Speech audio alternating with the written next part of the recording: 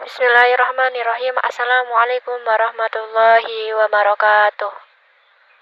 Kali ini kita akan belajar tentang sejarah bahasa Indonesia.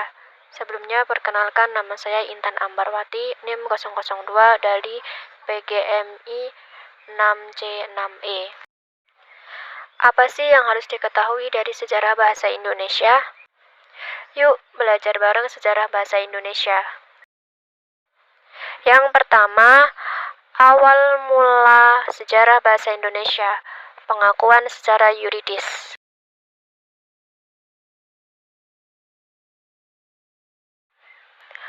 Bahasa Indonesia lahir pada tanggal 28 Oktober 1928.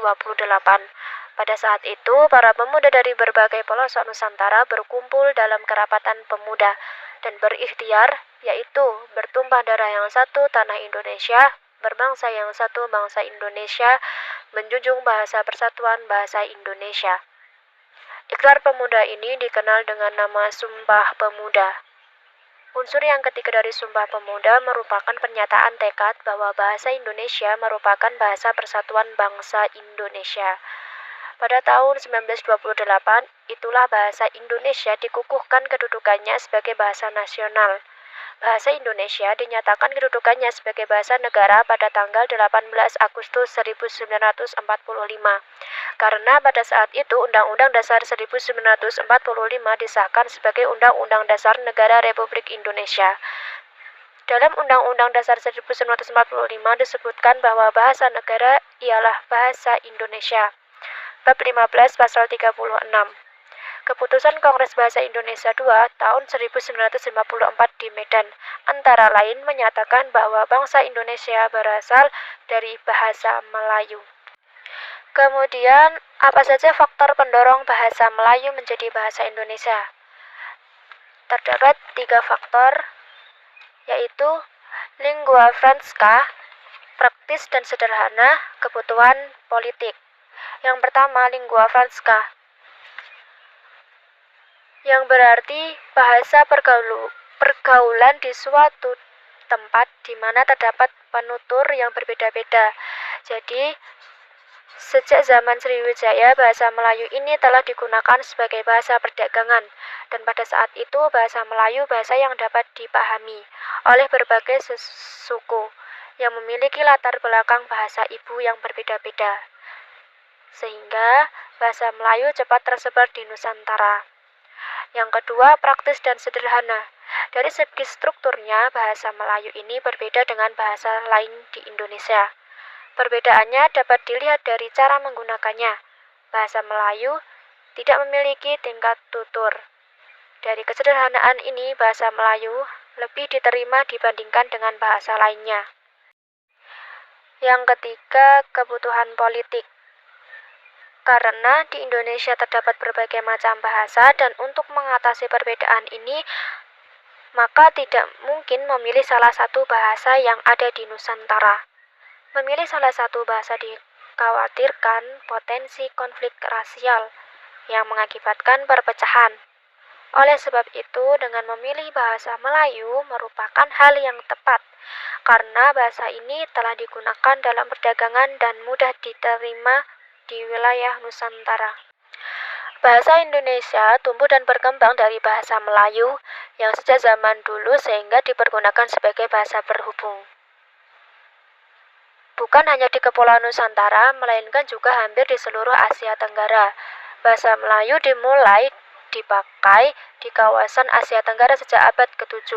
Bukti yang menyatakan itu ialah dengan ditemukannya prasasti Kedukan Bukit berangka tahun 683 Masehi di Palembang, Talang Tua berangka tahun 684 Masehi di Palembang, Kota Kapur berangka tahun 686 Masehi Bangka Barat, dan Karangbrahi berangka 688 Masehi di Jambi.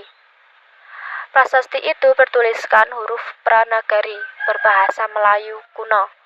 Bahasa Melayu tidak hanya dipakai pada zaman Sriwijaya, karena di Jawa Tengah tepatnya di Gandasuli, juga ditemukan prasasti berangka tahun 832 Masehi. Dan di Bogor ditemukan prasasti berangka tahun 94 Masehi yang juga menggunakan bahasa Melayu kuno. Kemudian yang terakhir, perkembangan bahasa Indonesia. Perkembangan dan pertumbuhan bahasa Melayu tampak makin jelas dari peninggalan kerajaan Islam yang berupa batu bertulis seperti tulisan pada batu nisan di Minyetujoh Aceh berangka tahun 1380 Masehi, maupun hasil susastra abad ke-16 dan ke-17 seperti syair Hamzah Fansuri, hikayat Raja-Raja Pasai, sejarah Melayu, Tajus Salin dan Bustanus Salin. Bahasa Melayu menyebar ke pelosok Nusantara bersamaan dengan menyebarnya agama Islam di wilayah Nusantara. Bahasa Melayu mudah diterima oleh masyarakat Nusantara sebagai bahasa berhubung antar pulau, antar suku, antar pedagang, antar bangsa, dan antar kerajaan, karena bahasa Melayu tidak mengenal tingkat tutur. Bahasa Melayu dipakai di mana-mana di wilayah Nusantara, serta makin berkembang dan bertambah kukuh keberadaannya. Bahasa Melayu yang dipakai di daerah wilayah Nusantara dalam pertumbuhannya dipengaruhi oleh corak budaya daerah. Bahasa Melayu menyerap kosakata dari berbagai bahasa, terutama di bahasa Sangsekerta, bahasa Persia, bahasa Arab, dan bahasa Eropa. Bahasa Melayu pun dalam perkembangannya muncul dalam berbagai variasi dan dialek. Perkembangan bahasa Melayu di wilayah Nusantara mempengaruhi dan mendorong tumbuhnya rasa persaudaraan dan persatuan bangsa Indonesia. Komunikasi antar perkumpulan yang bangkit pada masa itu menggunakan bahasa Melayu. Para pemuda Indonesia yang tergabung dalam perkumpulan pergerakan secara sadar mengangkat bahasa Melayu menjadi bahasa Indonesia yang menjadi bahasa persatuan untuk seluruh bangsa Indonesia.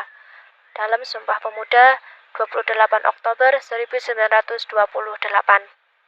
Kebangkitan nasional telah mendorong perkembangan bahasa Indonesia dengan pesat.